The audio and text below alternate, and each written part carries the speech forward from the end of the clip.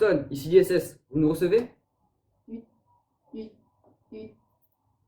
Je répète, ici l'ISS, vous nous recevez, Houston? Je vous reçois, mais ce n'est pas Houston, mais Svalbard.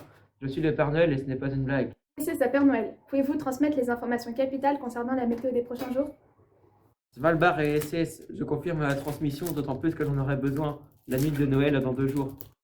ISS à Svalbard. Début des transmissions des données. Vague de froid imminente suite à une modification de vortex polaire. C'est quoi la vague de froid? C'est quoi la vague de froid? C'est quoi le vortex polaire? C'est quoi le vortex polaire? Un nouveau jeu? Un nouveau jeu? En route pour le lab de météo.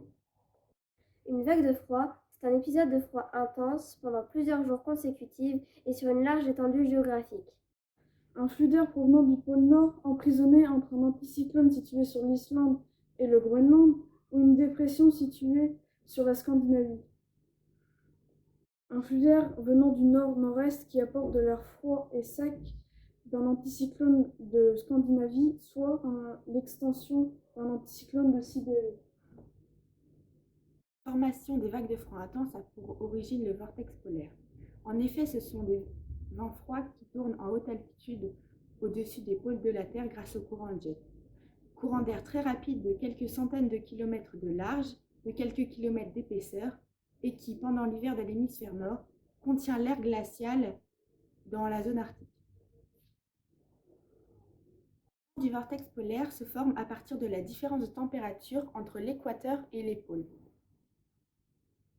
Lorsque le courant de jet faiblit et se détend, le vortex polaire peut alors se déformer dans la direction de la latitude la plus au sud. Il porte alors un air glacial responsable des vagues de froid.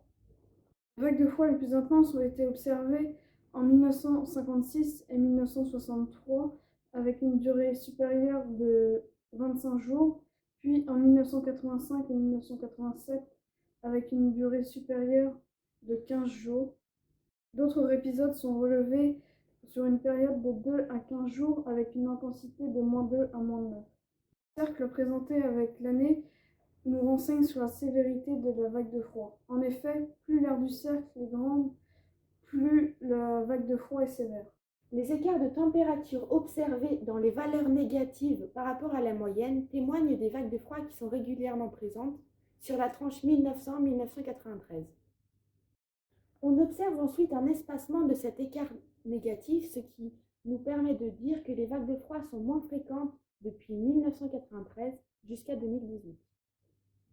Le changement climatique influence donc la fréquence et l'intensité des vagues de froid, sans toutefois les faire disparaître. Svalbard d'ISS. Ici les lutins du Père Noël. La transmission est terminée. Et le Père Noël cherche son traîneau. Message reçu à l'ISS. Tout va bien pour vous? Nous voudrions juste tester notre nouveau jeu. Êtes-vous prêt, ISS? Prêt à quoi? Ça! Vortex réceptionné. Je vais valider.